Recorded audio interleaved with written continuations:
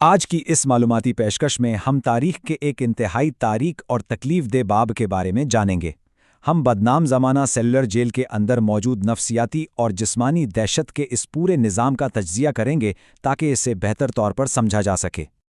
آگے بڑھنے سے پہلے ایک بہت ہی بنیادی سوال ذہن میں آتا ہے، آخر 13.5 فٹ کی ایک کوٹری نے آزادی کے لیے لڑنے والوں کے دلوں میں موت سے بھی زیادہ شدید خوف کیوں پیدا کیا؟ آئیے اس کی گہرائی میں چلتے ہیں۔ پہلا حصہ، کالا پانی کا مطلب۔ اس دہشت کو مکمل طور پر سمجھنے کے لیے سب سے پہلے اس جیل کے نام کے مطلب اور ثقافتی عقائد کو ایک ہتھیار کے طور پر استعمال کیے جانے کو سمجھنا ہوگا۔ یہاں ایک بہت دلچسپ بات ہے، برطانوی حکومت نے اس اصطلاح کا ایک خاص مقصد کے لیے استعمال کیا۔ انہوں نے کالا پانی کو ایک ایسے خوفناک خلا کے طور پر پیش کیا جہاں سے واپسی بالکل ناممکن تھی۔ یہ صرف ایک جسمانی جلا وطنی نہیں تھی، بلکہ ایک گہری اور ناختم ہونے والی ذہنی اذیت بھی تھی۔ یہ حکمت عملی کتنی ظالمانہ اور سوچی سمجھی تھی، اس کا اندازہ اس بات سے لگایا جا سکتا ہے کہ انہوں نے 500 قبل مسیح کے بودیان دھرم سوتر کے عقائد کا فائدہ اٹھایا۔ انگریز بہت اچھی طرح جانتے تھے کہ گولیاں مارنے سے لوگ شہید بن جائیں گے، لیکن انہیں سمندر پار بھیجنے سے ان کی سماجی موت واقع ہو جائے گی اور وہ اپنے مذہب اور معاشرے سے ہمیشہ کے لیے کٹ جائیں گے۔ واقعی یہ ایک خوفناک سوچ تھی۔ دوسرا حصہ، تنہائی کا فن تعمیر۔ نفسیاتی خوف کے بعد اب ہم دیکھتے ہیں کہ اس عمارت کا نقشہ بذات خود انسان کو اندر سے توڑنے کے لیے کیسے ترتیب دیا گیا تھا۔ اس اندھیرے غار میں اترنے کا آغاز چنئی یا کولکتہ سے جہاز پر 3 سے 4 دن کے ایک انتہائی خوفناک سفر سے ہوتا تھا۔ پورٹ بلیئر پہنچتے ہی ایک قیدی کی انسانیت مکمل طور سے چھین لی جاتی تھی۔ اسے بس ایک پتلا سا کپڑا اور گلے میں لوہے کا ٹیگ پہنا کر ایک نئی اور بے نام شناخت دے دی جاتی تھی۔ اور اس جیل کی وسعت تو واقعی حیران کن ہے۔ ذرا غور کریں، برما سے 30 لاکھ سرخ اینٹیں منگوائی گئیں تاکہ 7 ونگز پر مشتمل یہ وسیع عمارت کھڑی کی جا سکے۔ اور سب سے بڑی ستم ظریفی کیا تھی؟ اسے انہی قیدیوں نے اپنے خون پسینے سے بنایا جنہیں بعد میں اسی جیل کی زنجیروں میں جکڑا جانا تھا۔ اس جگہ کے لیے پینوپٹیکون نامی ایک مخصوص اور خوفناک ڈیزائن استعمال کیا گیا، جسے 18ویں صدی میں جیرمی بینتھم نے یونانی دیومالا کے کردار آرگس پینوپٹیس سے متاثر ہو کر بنایا تھا۔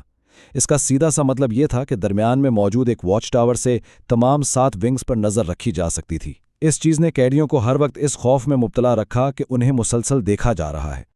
قیدیوں کو مختلف کیٹیگریز میں بانٹا جاتا تھا، جیسے کہ PI یعنی ہمیشہ کے لیے قید اور D یعنی خطرناک کا لیبل۔ یہ D لیبل ویر ساورکر جیسی شخصیتوں کو دیا جاتا تھا۔ جب انہوں نے 1910 میں ایک بحری جہاز کی کھڑکی سے فرار کی کوشش کی تو اس کے بعد ان کی کوٹری پر سیکیورٹی کو دوگنا کر دیا گیا تھا۔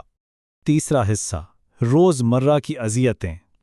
13.5 بائی 7 فٹ کی ان کوٹریوں کے اندر اس اکیلے پن کو ایسی ناقابل تصور جسمانی مشقت کے ساتھ جوڑ دیا گیا تھا جس کے بارے میں سن کر ہی رونگٹے کھڑے ہو جاتے ہیں۔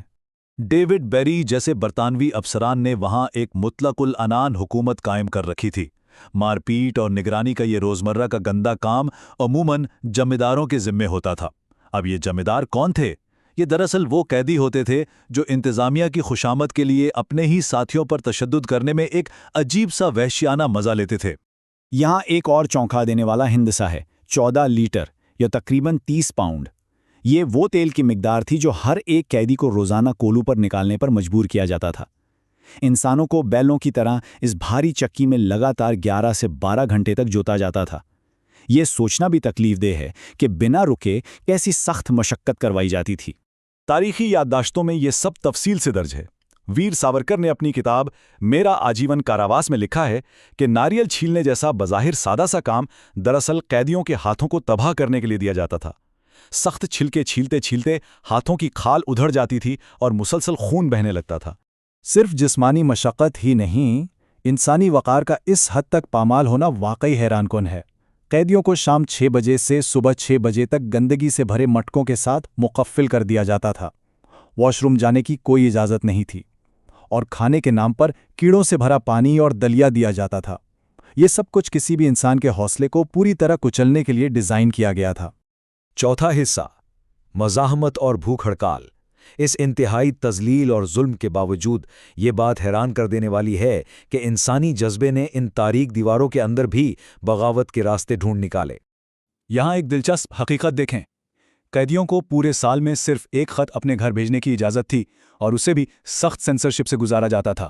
لیکن اس کے باوجود موتی لال ورما جیسے انقلابیوں نے ناممکن کو ممکن کر دکھایا۔ انہوں نے سچائی کو باہر اسمگل کیا اور اخبارات کے ذریعے اس جہنم کی اصل حقیقت کو بیرونی دنیا کے سامنے بے نقاب کر دیا۔ اس کے بعد 1933 میں قیدیوں نے ان وحشیانہ حالات کے خلاف ایک تاریخی بھوک ہڑتال شروع کی جو 45 خوفناک دنوں تک جاری رہی۔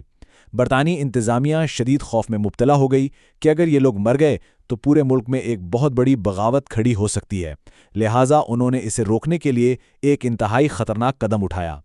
انہوں نے ربڑ کی نالیوں کے ذریعے زبردستی خوراک دینے کی کوشش کی، لیکن اکثر یہ ربڑ کی ٹیوب معدے کی بجائے سیدھا پھیپھڑوں میں چلی جاتی تھی۔ اس دردناک عمل کے نتیجے میں مہاویر سنگھ، موہن کشور اور موہت موئترا جیسے ہیروز نے اپنی جان گنوائی، اور دکھ کی بات یہ ہے کہ ان کی لاشوں کو بوریوں میں بھر کر سیدھا گہرے سمندر میں پھینک دیا گیا۔ 5واں حصہ، اقتدار کی منتقلی اور ورثہ۔ سیلولر جیل کے آخری ابواب میں ہم نے عالمی طاقتوں کی تبدیلی اور بالآخر اس جگہ کو واپس حاصل کرنے کا عمل دیکھا۔ اس ٹائم لائن پر نظر ڈالیں تو ہم دیکھتے ہیں کہ گاندھی اور ٹیگور جیسی شخصیات کے مسلسل دباؤ کے بعد 1937 میں قیدیوں کی رہائیاں شروع ہوئیں۔ لیکن اس سے پہلے کہ یہ خطہ مکمل آزادی دیکھتا، دوسری جنگ عظیم کے دوران اس کا کنٹرول بدل گیا اور یہ خوفناک سلسلہ ایک بار پھر تیز ہو گیا۔ یہاں ایک بہت اہم بات سمجھنے والی ہے، یہ ظلم صرف برطانوی راج تک محدود نہیں تھا۔ 1942 کے قبضے کے دوران جاپانی افواج نے انتہائی بربریت کا مظاہرہ کیا اور خواتین کے ساتھ ساتھ بچوں تک کو قید کیا۔ جاپانی افواج اتنی چالاک تھیں کہ 1943 میں جب نیتاجی سبھاش چندر بوس نے وہاں کا دورہ کیا تو انہوں نے ان ٹارچر سیلز کو مکمل طور پر ان کی نظروں سے چھپائے رکھا۔ آج اگر اس جگہ کو دیکھا جائے تو اصل 7 ونگز میں سے صرف 3 ہی باقی کھڑے ہیں۔ باقی ماندہ حصے یا تو زلزلوں کی نظر ہو گئے یا جنگ کے دوران تباہ کر دیے گئے۔ جو عمارت آج بچ گئی ہے وہ اب ایک نیشنل میموریل کے طور پر موجود ہے، جو اس دردناک تاریخ کی خاموش لیکن انتہائی طاقتور گواہی دیتی ہے۔ ان ٹوٹی ہوئی دیواروں اور شدید اذیت کی نشانیوں کو دیکھنے کے بعد آج کے اس تجزیے کے اختتام پر ایک بہت گہرا سوال ابھرتا ہے۔ ہم جس آزاد فضا میں سانس لے رہے ہیں اس کی اصل قیمت کیا ہے؟ امید ہے کہ آج کے اس پیشکش نے سیلولر جیل کی اینٹوں میں نقش ان عظیم قربانیوں کی گہرائی کو سمجھنے میں بھرپور مدد کی ہوگی۔